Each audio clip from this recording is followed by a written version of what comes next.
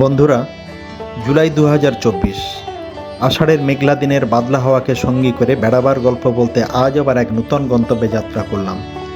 যাবার পথে যা কিছু দৃশ্যপট তা চলার পথেই দেখা হবে, আর বলার যা কিছু তা কৌতূহলেই থাক, গন্তব্যে পৌঁছে বলা যাবে।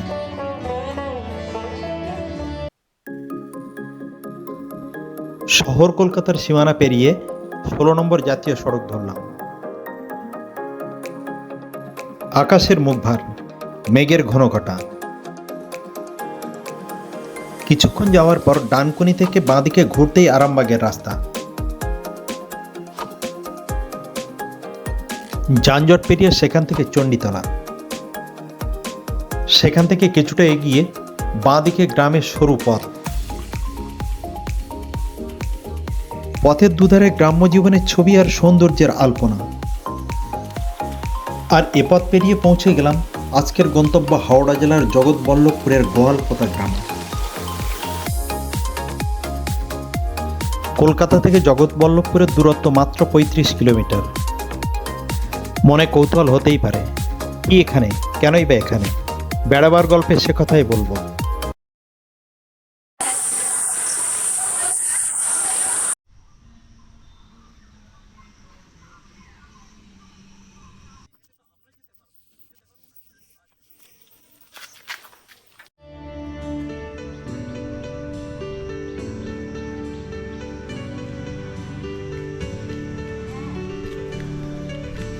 রাস্তার ধারে সুবিশাল যে তিনতলা বাড়িটি দেখতে পাচ্ছেন, সেটি আজকের মূল আকর্ষণের কেন্দ্রবিন্দু।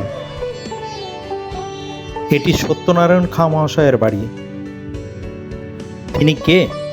তিনি এক কথায় জগৎবল্লভপুরের রূপকার।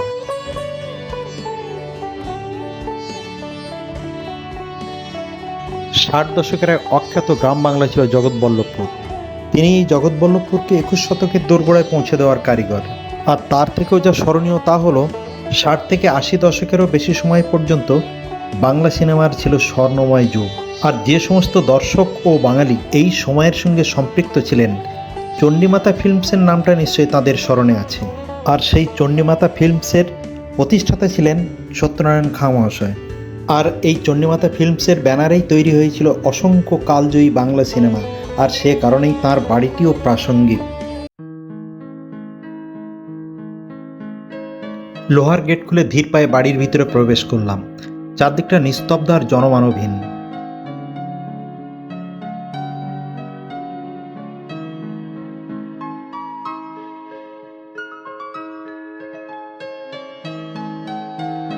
অধিকাংশ ঘর তালাবন্ধ।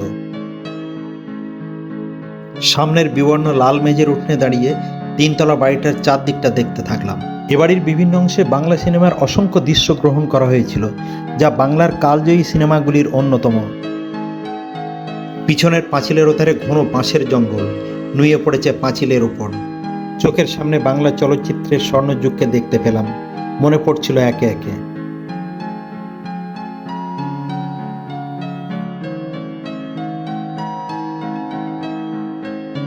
এই সেই উঠোন যেখানে ধন্যী মেয়ে সিনেমাতে পার্থ মুখার্জির ফুটবল প্র্যাকটিসের শুটিং হয়েছিল। প্র্যাকটিস করতে গিয়ে বল লেগে কাঁচ ভাঙার শব্দ পেয়ে সিঁড়ি দিয়ে নামতে নামতে সাবিত্রী চট্টোপাধ্যায় বলতে থাকেন,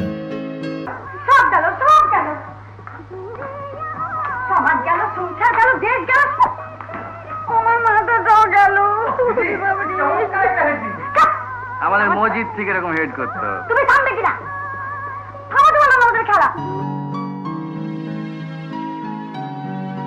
এসব দেখে সিঁড়ি বেয়ে এ বাড়ির প্রথম তলায় চলে এলাম। ঘুরতে ঘুরতে জানতে পারলাম এ বাড়ির প্রথম তলায় বাংলা সিনেমার সুবর্ণযুগের সঙ্গে সব থেকে বেশি সম্পর্কিত। একতলার বিভিন্ন ঘরে যেমন এসে থাকতেন একাধিক নায়ক নায়িকারা, তেমনি ঘর আর বারান্দার বিভিন্ন অংশে বাংলা সিনেমার একাধিক দৃশ্য গ্রহণ করা হয়েছিল। বিনোদা, এই দেখো কাকে নিয়ে এসেছি। সেনারেনি চন্দন, এদিকে আয়, এদিকে আয়। এই দেখ আমার ভাগ্নি সুনন্দা। এদিকটা বাড়ির ভিতরের দিকের অংশ, বারান্দাগুলো উঁচু রেলিং দিয়ে ঘেরা। বারান্দার শেষের দিকে এগিয়ে গেলাম। এটি চণ্ডীমাতা ফিল্মসের সত্যনারায়ণ খাঁয়ের বাড়ি। তার প্রথম তলা এটা। আর এই সেই ঐতিহাসিক ঘর যেখানে মহানায়ক উত্তম কুমার আসতেন এবং তার জন্য বরাদ্দ ছিল। আজ হয়তো তালা দেওয়া, কিন্তু একসময় এ বাড়িতে একাধিক বাংলা সিনেমার নায়ক নায়িকারা আসতেন। আমি আজকে সেই জায়গায় দাঁড়িয়ে আছি যেখানে একদিন রাখি গুলজার দাঁড়িয়েছিলেন আর সৌমিত্র চট্টোপাধ্যায় এসে তাকে রং মাখাচ্ছিলেন। সেটা ছিল প্রতীক সিনেমার শুটিং।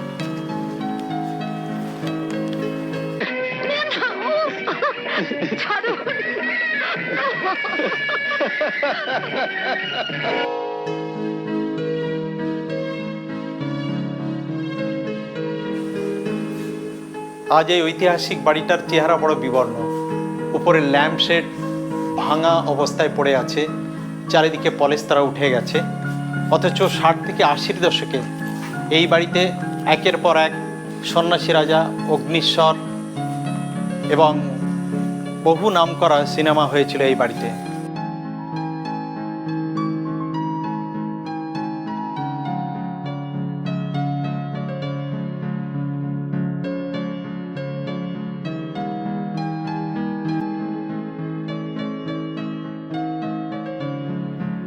হাঁটতে হাঁটতে সিঁড়ির বাঁদিকের ঘরটিতে প্রবেশ করলাম।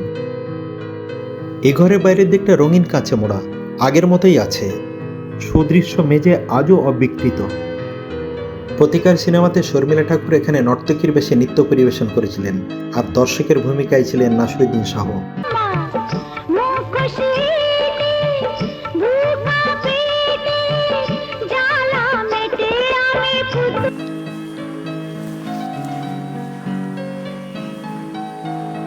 বাংলা সিনেমার 80-র দশককে মনে করিয়ে দেয় এ ঘর।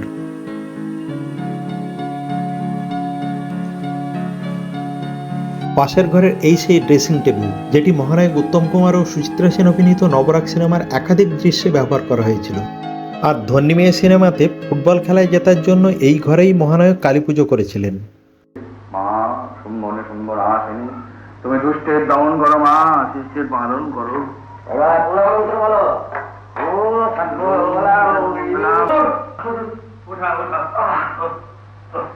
এই ফুটবল খেলা ছেড়ে দেওয়ার পর থেকে এই বাতের ব্যাটার একবারে।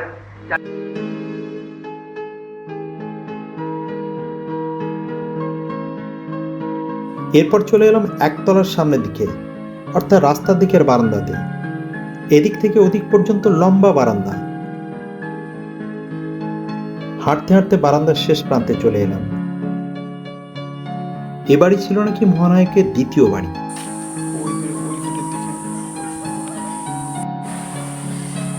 এখানে শ্বেত পাথরের মার্বেলের একটা বড় টেবিল ছিল, যেখানে মহানায়ক এবং কখনো সত্যনারায়ণ খাঁ উভয়ে বসে চা খেতেন। আর এই সেই দরজা, ভক্তদের উদ্দেশ্যে তিনি এই দরজা থেকে বেরিয়ে এসে বাইরের এই রাস্তায় এই গ্রিলের থেকে তিনি তাদেরকে অভিনন্দন জানাতেন বা হাত নাড়তেন। এটা সেই উঠোনে দাঁড়িয়ে আছি যেখানে একান্ত আপনের খেলবো হোলি রং দেব না তাই কখনো হয় গানটার পিকচারাইজেশন হয়েছিল।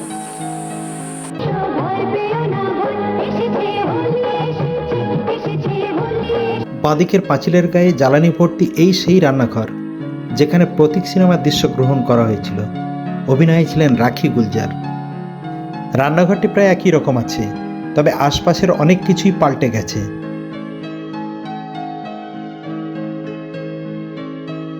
এসব দেখে বাড়িটির বাইরে এলাম। এই সেই গেট, যার দুধারে সিংহগুলো আজকে বিবর্ণ এবং ভগ্নপ্রায়, এবং এখানেই ভাওয়াল সন্ন্যাসীর কাহিনী অবলম্বনে সন্ন্যাসী রাজার যে বিখ্যাত সিনেমা, তার চিত্রায়ন হয়েছিল এখানে। এই সেই পিছনের অংশটা যেখানে উত্তম সুচিত্রা অভিনীত হার মানাহার ছবির চিত্রায়ন হয়েছিল। এরপর একটা টোটো ভাড়া করে গ্রামের চারদিকটা আর অন্য শুটিং পয়েন্টগুলো দেখতে গেলাম। প্রথমে গেলাম ধন্যী মেয়ে সিনেমার সেই ফুটবল খেলার মাঠে, যে মাঠে সর্বমঙ্গল আর হাড়ভাঙা টিমের মধ্যে ফুটবলের লড়াই হয়েছিল।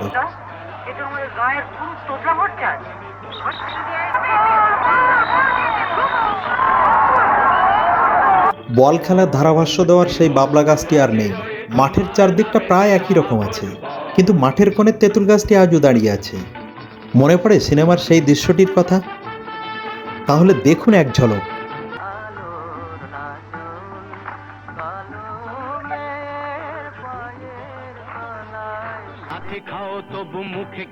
দূরে শ্মশানের পাশের সেই রাস্তা আজও একই রকম আছে, যেখানে সপ্তপদী সিনেমার শুটিং হয়েছিল।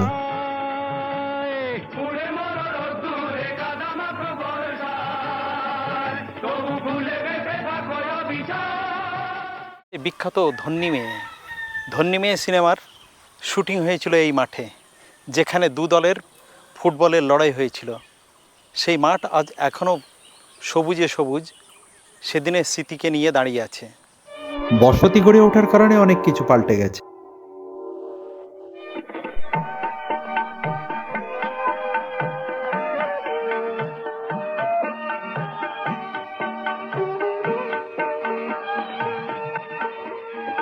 এরপর বনপলাশির পদাবলীর সেই পুকুরের কাছে গেলাম, যেখানে মহানায়কের মাছ ধরার দৃশ্য গ্রহণ করা হয়েছিল। সবকিছু সেদিনের মতো আর নেই। দেখো পাড়া পড়শিতে কেমন মাছে গেতেছি, পড়শিতে দেখো কেনে পড়শিতে। এসব দেখে গ্রামের একেবারে শেষ প্রান্তে চলে এলাম। সবুজে মোড়া গ্রাম্য প্রকৃতি, দিগন্ত জোড়া সবুজ ঘাসের মাঠ। এ যেন প্রকৃতির সবুজ তুলিতে আঁকা এক অমলিন ছবি। তাল গাছে বাবুই পাখিরা বাসা বানাতে ব্যস্ত। মাঠের পাশের পুকুরের উপর নুয়ে পড়েছে বটগাছ। মাঠের উপরের এই সেই স্মরণীয় সরু পথ, যে আলের উপর সুখেন দাসের সেই বিখ্যাত সিনেমা প্রতিশোধ ছবির হয়তো আমাকে কারো মনে নেই গানের দৃশ্য গ্রহণ করা হয়েছিল।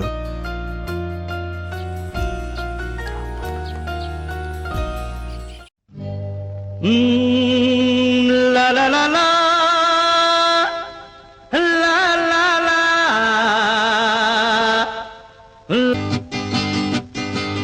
হয়তো আমাকে কারো মনে নেই, আমি যে ছিলাম এই গ্রামেতে।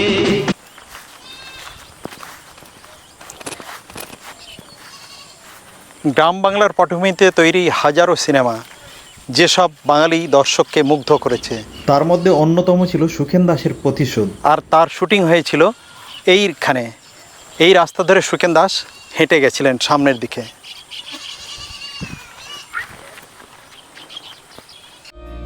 আজ 21 শতকের খুদে সুখেন দাস সেই দৃশ্যকে মনে করিয়ে দিচ্ছে।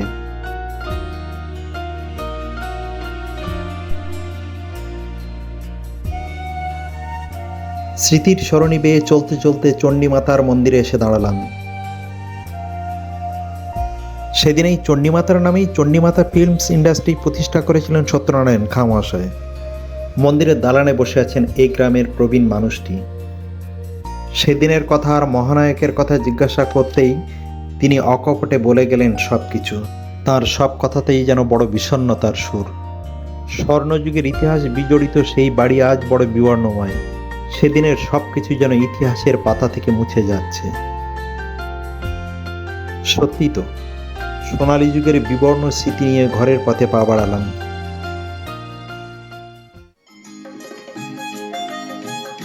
ফেরার পথে রাবড়ি গ্রামে গেলাম।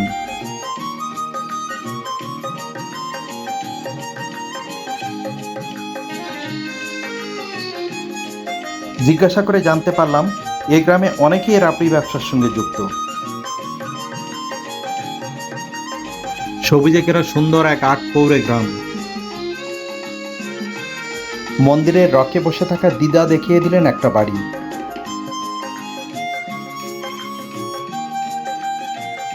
মন্দিরের পাশে সরু রাস্তা দিয়ে একটা বাড়িতে ঢুকে গেলাম।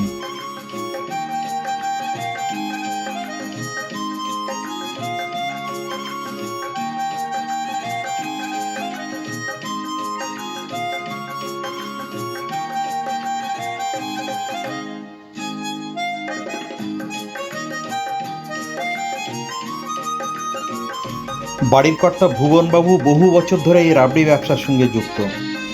তার সঙ্গে কথা বলে জানতে পারলাম মাটির গনগনে আঁচে কি করে রাবড়ি তৈরি হয়, আর রাবড়ি কাটার পদ্ধতিও দেখলাম।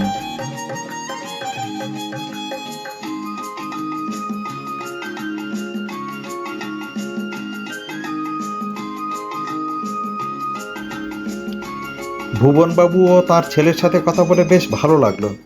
বিকেলের পড়ন্ত আলোয় পুকুরের পাড়ে আর মন্দিরের রকে বসে সবাই গল্পে ব্যস্ত। এরপর আমরা কিছুটা রাবড়ি কিনে বাড়ির পথ ধরলাম। তো বন্ধুরা, আজকের বেড়াবার গল্পের এখানেই ইতি। খুব শীঘ্রই দেখা হবে আবার এক নতুন গল্পে। ভিডিওটি যদি ভালো লাগে অবশ্যই লাইক আর শেয়ার করার জন্য অনুরোধ রইল। আর নিয়মিত এমন ভিডিও পেতে চ্যানেলটিকে অবশ্যই সাবস্ক্রাইব করুন।